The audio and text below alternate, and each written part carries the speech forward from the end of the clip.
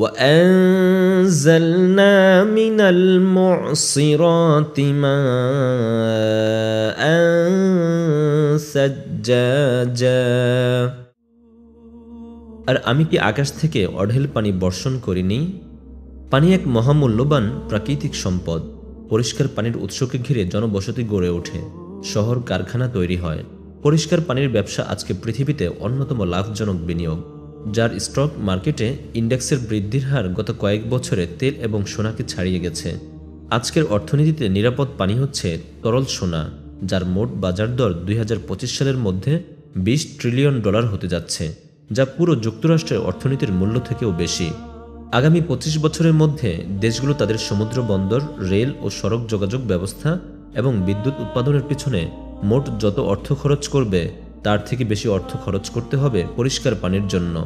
সারা পৃথিবীতে ব্যবহারযোগ্য পানির অভাব এত ভয়ঙ্কর রূপ ধারণ করেছে যে বিশেষজ্ঞদের মতে আগামী বড় যুদ্ধ আর তেল নিয়ে হবে না, হবে পানি নিয়ে। ইতিমধ্যেই 20টি দেশ নদী নিয়ে নিজেদের মধ্যে বিরোধে জড়িত। আজকে আমরা রান্নাঘরে, বাথরুমে কল ছাড়লেই পানি পাই, যেখানে গরিব অঞ্চলগুলোতে, বিশেষ করে আফ্রিকার দেশগুলোতে প্রতিদিন গড়ে প্রায় আধা ঘন্টা হাঁটতে হয় একটু পানির জন্য। তারপরও সেই পানি এত ময়লা যে সেটা পান করার কথা আমরা কখনো চিন্তা করব না। পৃথিবীতে আজকে প্রায় 80 কোটি মানুষের কাছে পানের যোগ্য পরিষ্কার পানি নেই। অন্যদিকে আমরা মলমূত্র ত্যাগ করে ফ্ল্যাশ করে দিলেই তা পরিষ্কার হয়ে যায়। নিত্যদিনের এই স্বাভাবিক ব্যাপারটা পৃথিবীতে প্রায় 250 কোটি মানুষের কাছে একটি স্বপ্ন, বিলাসিতা। কারণ তাদের কোনো শৌচাগার নেই, থাকলেও সেখানে পরিষ্কার পানির মতো মহামূল্যবান সম্পদ ঢেলে দেওয়ার কথা তারা চিন্তাও করতে পারে না। পাশাপাশি 200 কোটি মানুষ আজকে এমন পানি পান করে যার সাথে মলমূত্র মিশ্রিত। প্রতি বছর প্রায় 8 লক্ষ মানুষ মারা যায় দূষিত পানি পান করার জন্য। এখন থেকে আমরা যখন এক গ্লাস পরিষ্কার পানি পান করতে যাব, তখন ভালো করে তাকিয়ে দেখব যে এইটুকু পরিষ্কার পানি কয়েক কোটি মানুষের স্বপ্ন, অথচ আল্লাহ তাআলা আমাদের জীবনে এই মহামূল্যবান সম্পদটি অঢেল পরিমাণে দিয়েছেন। পৃথিবীতে কিভাবে এত পানি আসলো তা বিজ্ঞানীদের কাছে একটা বিরাট রহস্য। কারণ সূর্য থেকে এত কাছের একটি গ্রহের মধ্যে এত পানি কখনোই থাকার কথা নয়। পৃথিবী যখন তৈরি হচ্ছিল তখন সেটা পুরোটাই ছিল একটি গলিত লাভার গোলক, যেখানে কোনো বায়ুমণ্ডল ছিল না, কোনো কঠিন স্তর ছিল না পানি ধরে রাখার জন্য। তখন পৃথিবীর ভিতরে কোনো পানি থাকলেও তা বাষ্প হয়ে মহাকাশে হারিয়ে যাওয়ার কথা ছিল। অথচ আজকে বিশাল সব সমুদ্র এবং ভূগর্ভে বিপুল পরিমাণে পানি রয়েছে। যে কোনোভাবে পৃথিবী অস্বাভাবিক পরিমাণে পানি পেয়েছে এবং বহু প্রতিকূলতার মাঝে তা ধরে রাখতে পেরেছে। এই বিপুল পরিমাণ পানির উৎস কী হতে পারে তা নিয়ে বিজ্ঞানীদের মধ্যে কৌতূহলের কোনো শেষ নেই। বহু বছর পর্যন্ত বিজ্ঞানীদের ধারণা ছিল যে যেহেতু ধূমকেতুগুলোতে প্রচুর পরিমাণে পানি পাওয়া গেছে বরফ আকারে, তাই হতে পারে যে ধূমকেতুগুলো পৃথিবীতে আছড়ে পড়ে পৃথিবীতে পানি দিয়ে গেছে। কিন্তু সম্প্রতি কিছু গবেষণায় প্রমাণিত হয়েছে যে ধূমকেতুর মধ্যে যে ধরনের পানি পাওয়া যায় এবং পৃথিবীতে যে ধরনের পানি পাওয়া যায় তার মধ্যে বড় ধরনের পার্থক্য রয়েছে। ধূমকেতু থেকে পৃথিবীতে পানি আসলেও তা মোট পানির নগণ্য একটা অংশ। তাহলে পানির বাকি অংশ আসলো কোথা থেকে? হাই কোয়ালিটি জিন্স কিনুন অ্যাফোর্ডেবল মূল্যে। ভিজিট করুন dincommerce.com।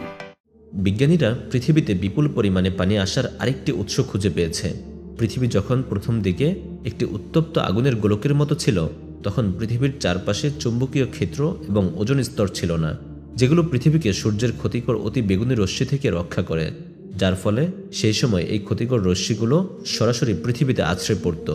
তখন পৃথিবীর ঘন বায়ুমণ্ডলে যে কার্বন ডাই অক্সাইড ছিল তাকে অতি বেগুনি রশ্মি ভেঙে অক্সিজেন এবং কার্বন তৈরি করত। তারপর সেই অক্সিজেনগুলো সূর্য থেকে আসা হাইড্রোজেন আইসোটোপের সাথে বিক্রিয়া করে পানিতে পরিণত হতো এবং তা বৃষ্টি হয়ে পৃথিবীতে ঝরে পড়ত। ধারণা করা হয় যে পৃথিবীতে বেশিরভাগ পানি এই অবিরাম বৃষ্টি থেকেই এসেছে। প্রতিদিন প্রায় 1 ট্রিলিয়ন টন পানি, অর্থাৎ প্রায় 10 লক্ষ কোটি টন পানি সূর্যের তাপে বাষ্প হয়ে আকাশে চলে যায়। তারপর প্রায় একই পরিমাণ পানি একসময় বৃষ্টি হয়ে আকাশ থেকে ফিরে আসে। এভাবে প্রতি বছর প্রায় সমান পরিমাণের পানি আকাশে যায় এবং আকাশ থেকে ফিরে আসে। যদি এই ভারসাম্য বজায় না থাকতো তাহলে সমুদ্র, নদীনালা থেকে ক্রমাগত পানি কমতে কমতে সেগুলো শুকিয়ে যেত। না হয় বৃষ্টি বেশি হতে হতে একসময় আকাশ মেঘ শূন্য হয়ে যেত। কোনো এক অদ্ভুত উপায়ে পানির আকাশে উঠে যাওয়া এবং ফিরে আসার মধ্যে ভারসাম্য বজায় রাখা হয়েছে। আর পানি নিজেই প্রকৃতির সবচেয়ে রহস্যময় পদার্থ। এখন পর্যন্ত পানির 64টি অস্বাভাবিক বৈশিষ্ট্য পাওয়া গেছে, যার সমাধান বিজ্ঞানীদের কাছে নেই। যেমন পানির অস্বাভাবিক তাপ ধারণ ক্ষমতা যা না থাকলে পৃথিবীতে প্রাণ টিকে থাকতে পারত না। পানির অস্বাভাবিক দ্রবণ করার ক্ষমতা যা না থাকলে প্রাণীদের শরীরে পুষ্টির বিতরণ ঠিকভাবে হতো না। পানির অস্বাভাবিক পৃষ্ঠটান ক্ষমতা যা না থাকলে গাছপালা মাটি থেকে পানি শুষে পাতায় নিতে পারত না খাদ্য তৈরি করার জন্য। আবার পানি বরফ হলে তার আয়তন না কমে উল্টো বেড়ে যায়, যার কারণে নদীনালা, পুকুর, সমুদ্রের উপরের স্তরই শুধু বরফ হয়, পুরোটা জমে বরফ হয়ে সব প্রাণী মেরে ফেলে না। এরকম বহু অস্বাভাবিক বৈশিষ্ট্য রয়েছে পানির। লিনুখরিজ বিহি হাব্বান ওয়া নাবাতা ওয়া জান্নাতিন আলফাফা, যা দিয়ে শস্য এবং উদ্ভিদ উৎপন্ন করি, আর ঘন বাগান। আল্লাহ তাআলার এই বাণীর সবচেয়ে সুন্দর উদাহরণ দেখা যায় মরু অঞ্চলগুলোতে। বৃষ্টি হওয়ার আগে সেখানকার মাটি থাকে শুকনো এবং প্রাণ শূন্য, কিন্তু মৌসুমি বৃষ্টি হওয়ার পর তা আবার জীবিত হয়ে ওঠে। এই অসাধারণ ঘটনাটি শুধু বৃষ্টির পানির কারণেই ঘটে না, বরং এর মধ্যে আরেক বিরাট রহস্য রয়েছে। বিংশ শতাব্দীতে আবিষ্কার হয়েছে যে মেঘ তৈরি হওয়ার অন্যতম মূল কারণ হল যখন সমুদ্রের পানি সমুদ্রের পাড়ে আছড়ে পড়ে, তখন এক ধরনের সাদা ফেনা তৈরি হয়। এই ফেনাগুলো বাতাসের ধাক্কায় স্প্রে আকারে মেঘে চলে যায়। এই ফেনার স্প্রের সাথে সমুদ্রের পানি থেকে অনেক অণুজীব এবং রাসায়নিক পদার্থ মেঘে চলে যায়। মেঘগুলো যে শুধুই পানি বহন করছে তা নয়, সেই পানির সাথে মিশে আছে বিশাল পরিমাণের ব্যাকটেরিয়া এবং অন্যান্য অণুজীব। একই সাথে আছে মাটিকে উর্বর করার জন্য প্রয়োজনীয় পুষ্টি। এ কারণে যখন মৃত জমিতে বৃষ্টি পড়ে, সেই মৃত জমি আবার সজীব হয়ে ওঠে। বৃষ্টির পানিতে যদি শুধুই বিশুদ্ধ পানি থাকতো তাহলে তা কখনোই ঘটত না। বৃষ্টির পানির মাধ্যমে পানি, অণুজীব, রাসায়নিক পদার্থের এক পুষ্টিকর মিশ্রণ বিপুল পরিমাণে মাটিতে সরবরাহ হয় দেখেই শুকনো মৃত জমি আবার সজীব এবং প্রাণবন্ত হয়ে উঠতে পারে। মাটির ভেতরে অন্ধকারে ডুবে থাকা একটি বীজ কিভাবে চারা হয়? আমরা জানি গাছ বড় হয় সূর্যের আলোর শক্তি ব্যবহার করে, কিন্তু মাটির ভেতরে থাকা বীজ তো কোনো আলো পাচ্ছে না। তাহলে সেটা থেকে চারা তৈরি হওয়ার শক্তি আসে কোথা থেকে? বীজ থেকে ছোট একটি কাণ্ড মাটি ফুঁড়ে বের হয়ে পাতা গজিয়ে সূর্যের আলো আহরণ করা পর্যন্ত যে বিপুল পরিমাণের শক্তি দরকার, তা ছোট একটি বীজের মধ্যে গাছ কিভাবে ঢুকিয়ে দেয়। বীজ থেকে চারা বের হওয়ার সময় সেটাকে মাটির উপরে উঠতে হবে কিভাবে বীজ তা বুঝতে পারে? একটি বীজ কিভাবে বোঝে উপরের দিক কোনটা? এছাড়াও কিছু বীজ বিশেষ তাপমাত্রা, আর্দ্রতা এবং সূর্যের আলোর প্রখরতায় চারা জন্ম দেয়, না হলে দেয় না। তাপমাত্রা, আর্দ্রতা, আলোর তীব্রতা মাপার যন্ত্র বীজের মধ্যে এলো কি করে?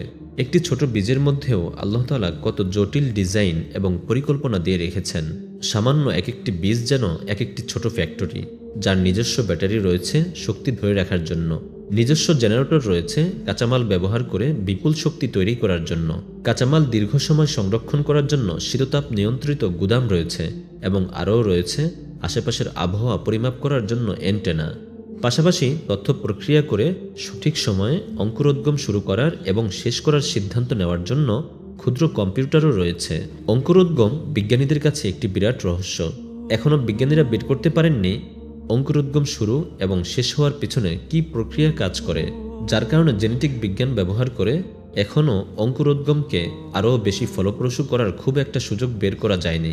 অঙ্কুরোদ্গমের সময় কোষগুলো ঠিক কিভাবে জিন ব্যবহার করে, কিভাবে তা চারার দেহ গঠন করে, দেহের ক্ষতির মেরামত করে ইত্যাদি হাজারো রহস্য এখনও সমাধান হয়নি। আল্লাহ তাআলা কুরআনে মানুষকে শস্য এবং উদ্ভিদ তৈরি হবার প্রক্রিয়ার দিকে বারবার লক্ষ্য করতে বলেছেন, কারণ এর মধ্যে বুদ্ধিমান মানুষদের জন্য বিরাট নিদর্শন রয়েছে। একইভাবে মাটির মধ্যেও বিশাল পরিকল্পনা রয়েছে। মানুষ এখন পর্যন্ত তার সামান্যই বের করতে পেরেছে।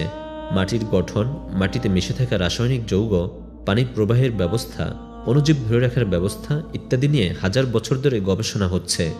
মৃত্তিকা বিজ্ঞান নামে বিজ্ঞানের বিশাল শাখা আছে মাটি নিয়ে গবেষণা করার জন্য। যারা বুদ্ধিমান তারা সৃষ্টি জগতের এই অসাধারণ সব ঘটনাগুলোর মধ্যে আল্লাহ তাআলার পরিচয় খুঁজে পাবেন, পাশাপাশি তার একত্ব ও মহত্ব উপলব্ধি করে নিজেদেরকে তার কাছে সমর্পণ করতে পারবেন।